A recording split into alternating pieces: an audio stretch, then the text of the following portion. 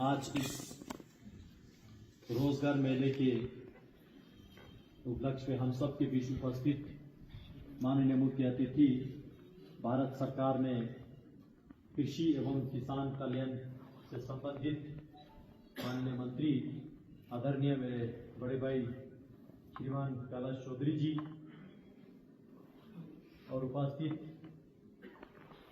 IG ITBP केलेकोसे जी और सभी ITBP के अधिकारीगण, लद्दाख यूटी प्रशासन के अधिकारीगण, मीडिया बंधुओं और विशेष रूप से आईटीबीपी के जवानों और आज के इस रोजगार मेले के मेहमान जिसको इस रोजगार से डायरेक्ट बेनिफिट पहुंचने वाले हैं, ऐसे हमारे न्यूली रिक्रूटेड आज जिनको अपॉइंटमेंट लेटर ओवर करने जा रहे हैं, ऐसे सभी गेस्ट को मैं बहुत बहुत बधाई के साथ मुबारकबाद देता हूं।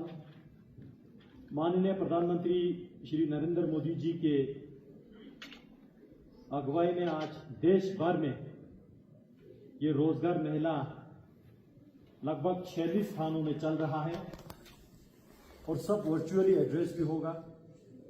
और आज लद्दाख के इस आईटीबीपी के स्थान पे माननीय मंत्री जी के उपस्थिति में इस रोजगार मेला जो हो रहा है, मैं बताना चाहता हूं आईटीबीपी ने केवल सीमा सुरक्षा ही नहीं बल्कि लद्दाख में रोजगार देना और लद्दाख के इकोनॉमिक एक्टिविटीज में भी 1962 से योगदान दे रहे हैं। और मैं अच्छी तरह जानता हूं, जब भी मेरा सीमा क्षेत्र पे प्रवास होते हैं, मैं आईटीबीपी कैंप्स में जाके, बीओपीज में जाके, स्टेशंस पे जाके अपने जवानों से मिलते रहता हूं। और खुशी की बात है आज माननीय मोदी जी की लीडरशिप में जितना पहले हमें सहूलियत मिलता था आईटीबीपी के जवानों को, उसको काफी अपग्रेड इंप्रूवमेंट हुआ।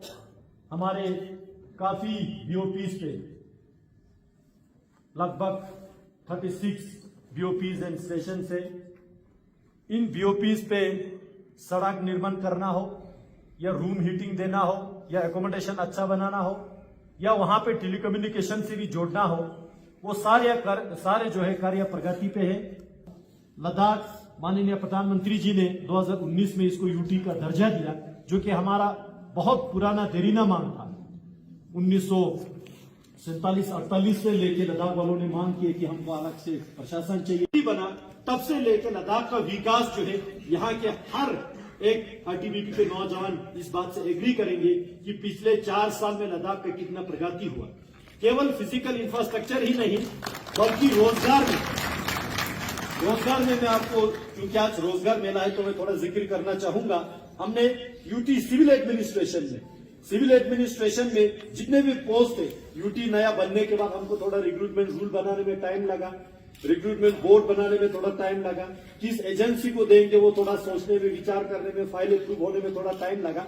लेकिन फिर भी 4 साल में हमने लगभग 5462 का जो है हमने सारे कच्चा पक्का नौकरी मिला के 5462 आज के डेट में लद्दाख के युवा जो है सिविल एडमिनिस्ट्रेशन में तनख्वाह कार्य और नौकरी कर रहा है। मैं ब्रेकअप थोड़ा सा बताना चाहूंगा। स्टाफ सिलेक्शन कमीशन के द्वारा लद्दाख के जो डिविजनल कैडर का पोस्ट है, नॉन गेजेट पोस्ट है, ऐसे 546 का रिक्रूटेड हुआ। लद्दाख ऑटोनोमस हिल डेवलपमेंट काउंसिल ले के द्वारा 658 का रिक्रूटेड हुआ। लद्दाख ऑटोनोमस हिल डेवलपमेंट काउंसिल कारगिल के द्वारा 743 का रिक्रूटेड हुआ। और हमारे लद्दाख पुलिस, पहले जेकेपी होता था जम्मू कश्मीर पुलिस, हमने उसको अलग से लद्दाख पुलिस करके एक संगठन खड़ा करके अलग से लद्दाख के अनुसार उसको पहचान देने का जो काम माननीय मोदी जी ने किया। ऐसे लद्दाख पुलिस रिक्रूटमेंट बोर्ड के द्वारा जो है पहले के फर्स्ट फेज में 522 का रिक्रूटेड किया। उसके बाद सेकंड फेज में लद्दाख पुलिस ने 45 का रिक्रूटेड किया।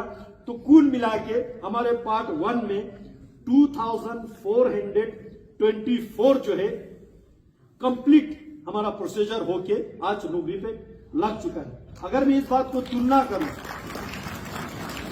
मोदी जी ने लद्दाख को 2019 में यूटी बना। प्री यूटी, अगर यूटी से पहले अगर मैं इसको कंपेयर करूं तो 10 साल में हमारे सिविल एडमिनिस्ट्रेशन में 2800 ही नौकरी दे पाया जम्मू कश्मीर सरकार ने लद्दाख को। इतना डिस्क्रिमिनेट हुआ। मोदी जी ने यूटी बनने के बाद बीते 4 सालों में जो कंप्लीट हमारा प्रोसीजर है 2424 जो है अभी लग चुका है। अभी ऑनगोइंग प्रोसीजर में थोड़ा बता दूं, स्टाफ सिलेक्शन कमीशन द्वारा 372 अंडर प्रोसीजर है। लद्दाख ऑटोनोमस डेवलपमेंट काउंसिल ले के द्वारा 191 का अंडर गोइंग है। Ladakh autonomous development council Kargil के द्वारा 150 ऑनगोइंग है। लद्दाख पुलिस रिक्रूटमेंट बोर्ड के द्वारा 432, जिसमें वुमेन बटालियन, बॉर्डर बटालियन, अलग से हमारे महिला सशक्तिकरण के लिए वुमेन बटालियन लद्दाख पुलिस में पहली बार अलग से हो रहा है। तो कुल मिला के 1145 जो है ऑनगोइंग है। ये भी इसी एक महीने में लगभग कंप्लीट होने के तादार पे है। तो कुल मिला के ये परमानेंट नौकरी जो है 3569 जो है परमानेंट पोस्ट के लिए रिक्रूट अदा हुआ है, अदा हो रहा है। कॉन्ट्रेक्चुअल बेसिस पे हुआ। उसी तरह लद्दाख को अलग से ड्यूटी मिलने के बाद हमको नया पोस्ट क्रिएट करना था। एडमिनिस्ट्रेशन में मैन पावर हमको चाहिए था। जम्मू कश्मीर से हमें पोस्ट अपॉइंटमेंट होके मिलना था। वो सारा टाइम लगता। वो सारा देखे एक तरफ से मोदी जी ने हमको हर साल 6000 करोड़ का बजट दिया और माननीय गृह मंत्री जी ने डंडा भी चलाया कि इसको जल्दी खर्चा करो, वापस पैसा 1 रुपया नहीं भेजना, जल्दी खर्चा करो। अब हमको यहाँ मेन पावर के शॉर्टेज थे, हमारा जेई काम था, एग्जाम काम था, कैसे पैसा खर्चा करेंगे। तो वो सारा देखते हुए हम पैसा भी खर्चा करें, लद्दाख का तरक्की भी करें, साथ ही साथ मेन पावर भी बढ़े। ऐसे हमने आउटसोर्सिंग के माध्यम से 768 हमने एम्प्लॉयज रिक्रूट करके उनके द्वारा अभी भी हमारा यूटी प्रशासन जो चल रहा है उनका योगदान लद्दाख को खड़ा करने में बहुत है। कॉन्ट्रेक्चुअल एंगेजमेंट, असिस्टेंट प्रोफेसर, मैं धन्यवाद देना चाहूंगा माननीय प्रधानमंत्री जी को। लद्दाख को पहले यूनिवर्सिटी एक भी नहीं था, कॉलेज हमारे पास एक लेह में, एक कारगिल में 2 ही था। तो हमारे बच्चे, हमारी उम्र के लोग, हम यहां से एजुकेशनल रिफ्यूजी बन के बाहर के सिटीज में हमको जाना पड़ता था मजबूरन। तो आज प्रधानमंत्री मोदी जी ने लद्दाख में यूनिवर्सिटी खोले, काफी जगहों पे डिग्री कॉलेजेस खोले। ये सारा चलाने के लिए हमको असिस्टेंट प्रोफेसर का पोस्ट क्रिएट करना होता है। तो पोस्ट क्रिएशन में टाइम लगता है, इसलिए बच्चों को दिक्कत ना हो, असिस्टेंट प्रोफेसर हमने कॉन्ट्रेक्चुअली रिक्रूट किया। ऐसे 58 असिस्टेंट प्रोफेसर आज लद्दाख में काम कर रहा है।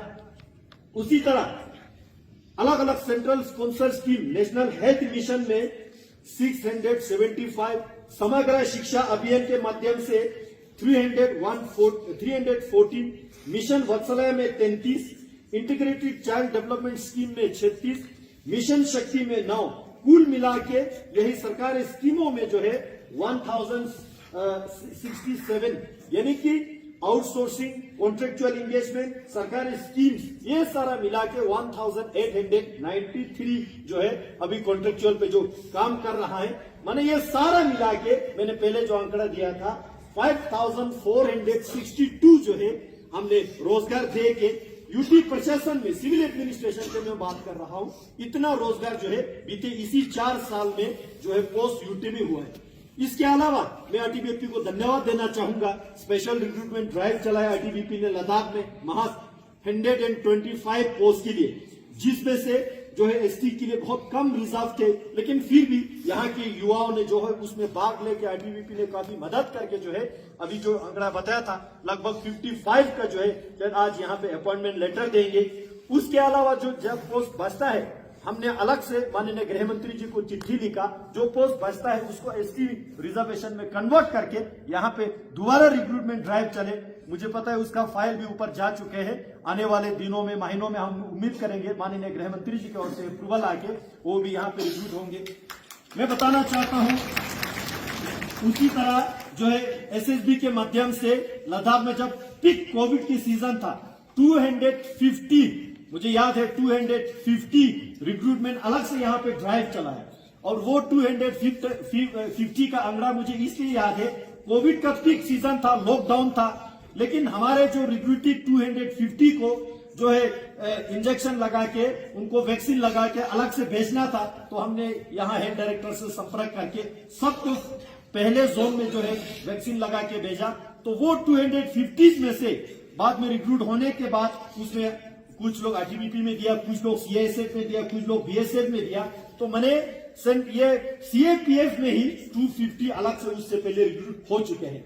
तो ऐसे गिनते जाऊं तो सेंट्रल एजेंसीज ने जो है लद्दाख में काफी नौकरी वितरण करने का जो काम किया, मैं आज माननीय प्रधानमंत्री जी को इस मंच से हार्दिक आभार व्यक्त करता हूं पूरे लद्दाख वासियों की ओर से। और हम चाहते हैं इसी तरह लद्दाख को इसी तरह जो है सहयोग मिलते रहेंगे, लद्दाख तरक्की करते रहेंगे। बहुत बहुत धन्यवाद। Thank you.